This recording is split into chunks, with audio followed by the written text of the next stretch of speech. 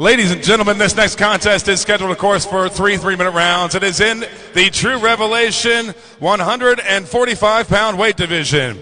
Introducing first and fighting out of the red corner, this fighter stands 5 feet 10 inches tall, weighed in at 150 1/2 pounds. Representing Impact MMA and fighting out of Peoria, Illinois, ladies and gentlemen, here's Armond Palmer.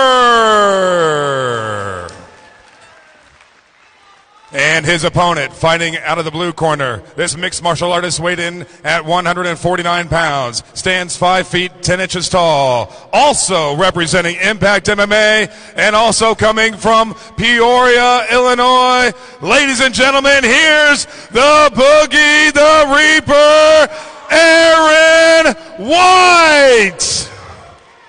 Your referee in charge for this contest, Eric Carr. Well, you know, we're just starting off here on the pay-per-views. Got to work out a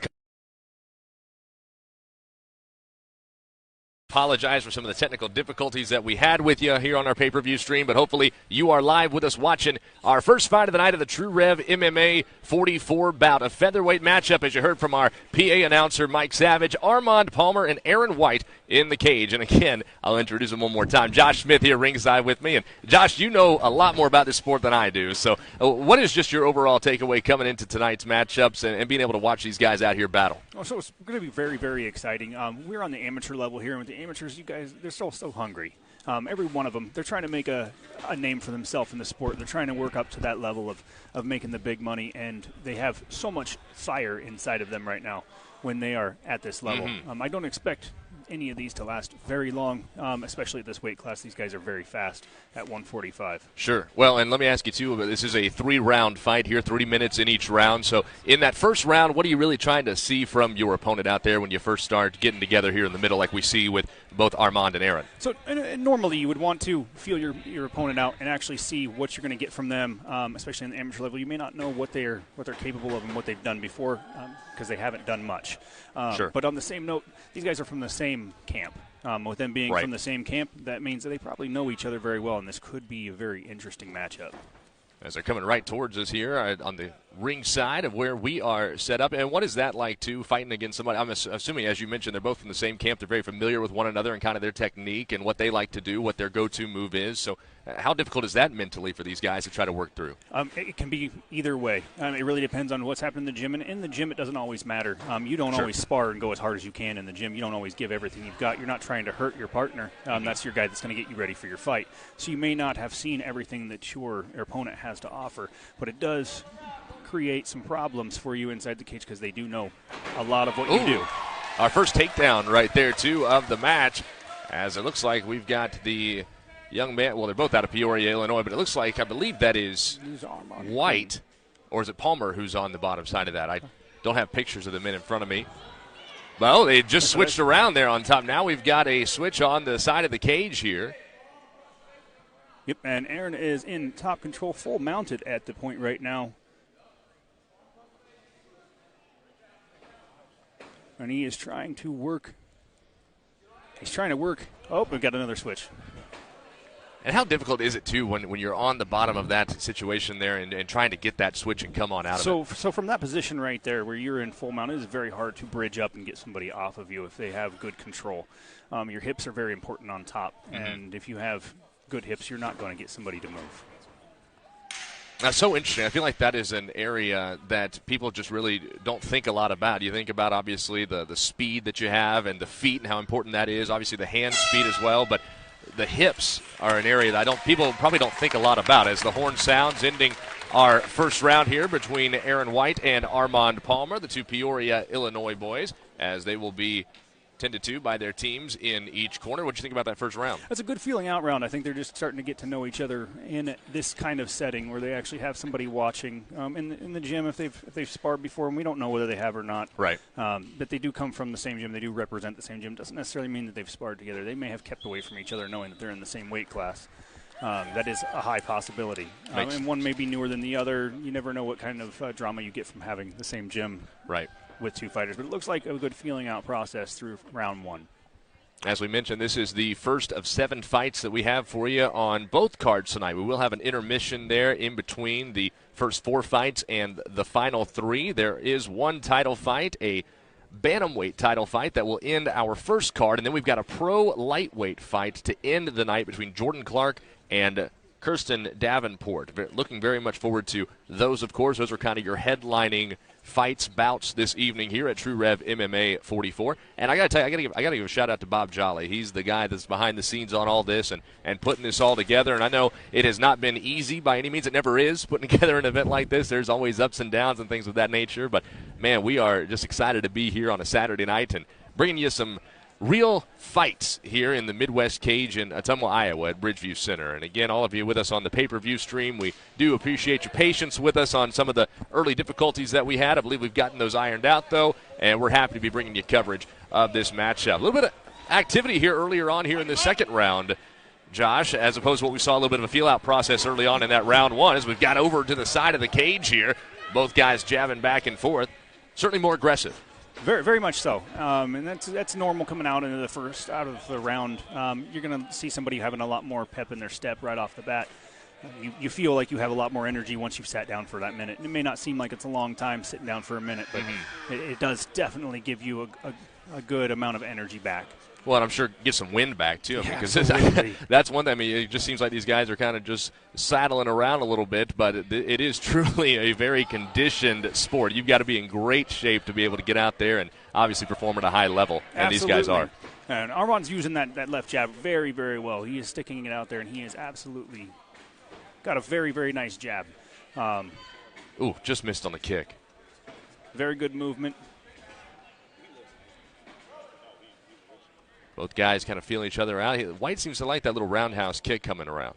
And it's going to catch with that heel. So if he catches that, that's going to be some devastating power in the heel itself. And I think another great thing to point out, too, is just how much these guys have to practice at this. I mean, it's like any sport. You know, practice makes perfect, and the more you practice, the better you're going to get. And certainly we can see these guys have been working on some technique. Well, absolutely. I mean, practicing is really the job when it comes to fighting. The fight night is just the fun part at the end of all the work.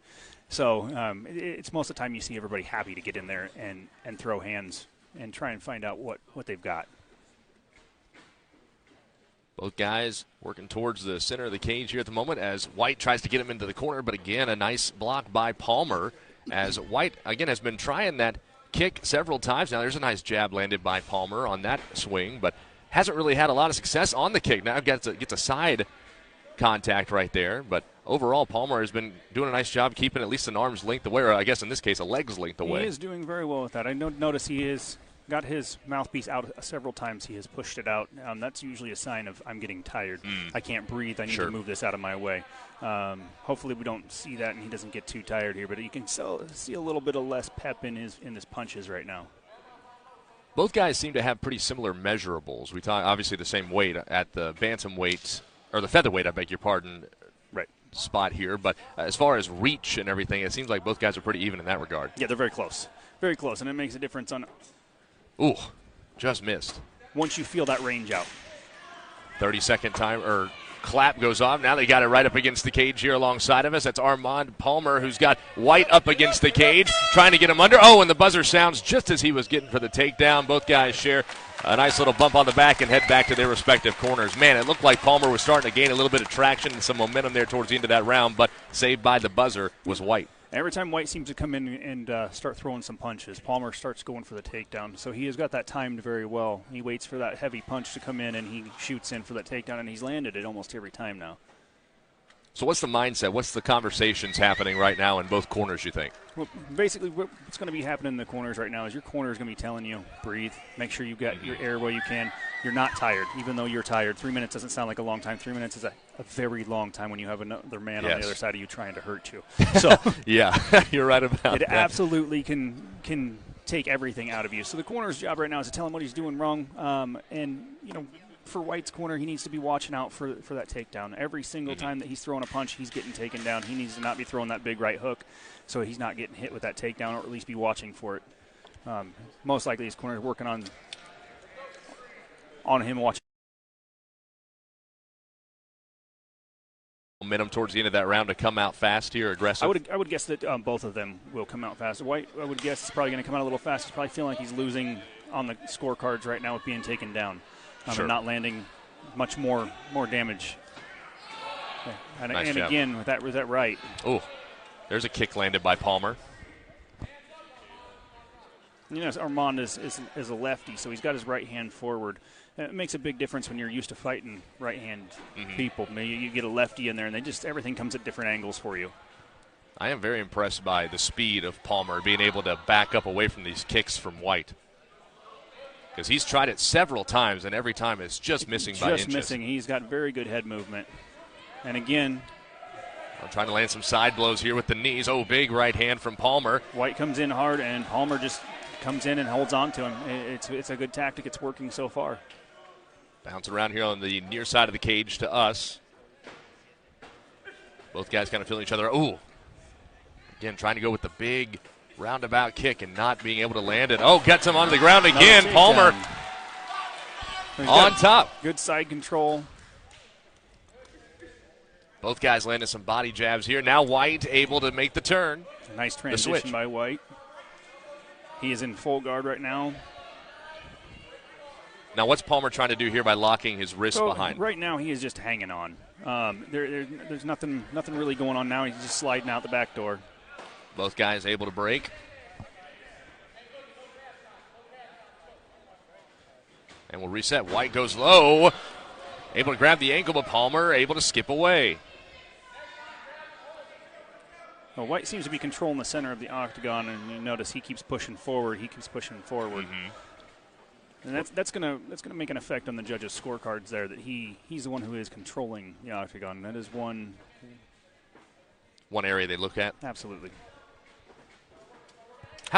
Since this is one of my first instances of this, as Palmer tries to get around, and he does get the takedown. Very nice sweep in the side control.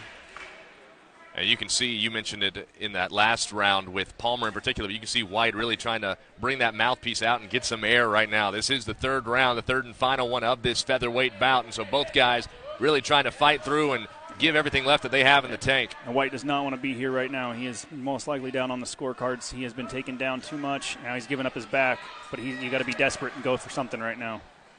He was able to get Palmer off.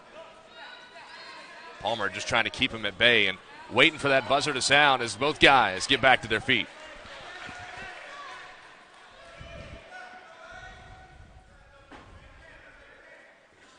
Again, trying with the kick. Not as much veracity with that kick, though. This time you can see White certainly towards the end of that gas tank, as we referenced. Both guys landing some punches here. Palmer with some big swings, and the buzzer sounds. Both guys hug in the middle, and that will be how the featherweight bout comes to a close here between Armond Palmer and Aaron White. That was a heck of an ending right there. At the end there, Palmer actually pointed at the ground, and he told White, let's go right here. Last 10 seconds, let's go. And they certainly opened it up, no doubt about that, as we'll have our MC, Mike Savage, re-enter the ring here after we get our judges' decisions, and he'll let us know exactly who of this featherweight bout between Armond Palmer and Aaron White, the two men from Peoria, Illinois, how to play out here this evening. Before we do get the judges' decisions, just from your eyes of watching it here from our perspective, what do you think? Well, with the takedowns, it really makes a big difference. That is absolute control of the cage. So Armond had a lot more takedowns and control right there. I would personally push it that way if it was me judging the fight. And our judges are set up to the opposite side of the ring of us, well, to our left anyway. It looks like they have given our MC, Mike Savage, the decision card. And so as he makes his way to the cage, we'll turn his mic on and let you hear how this one turned out between Armond Palmer and Aaron White.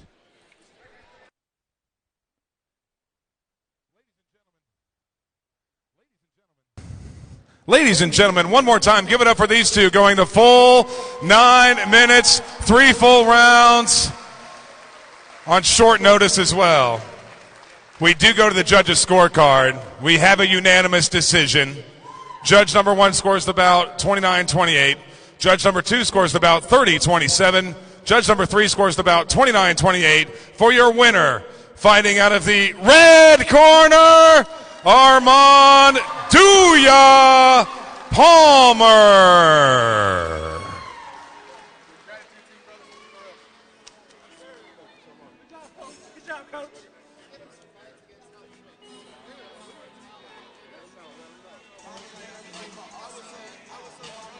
Ladies and gentlemen, here with our winner, Armond Duya Palmer. First of all, it's got to be tough. Talk about what it's like to fight a guy that's in your own camp. To be honest, man, I don't really like it, but we got to get the people a show, so we did it. Well, you've got guys that, don't show up last minute. Things happen in this game, so you guys both stepped it up, got a little work in. Talk about your preparation and coming into this fight.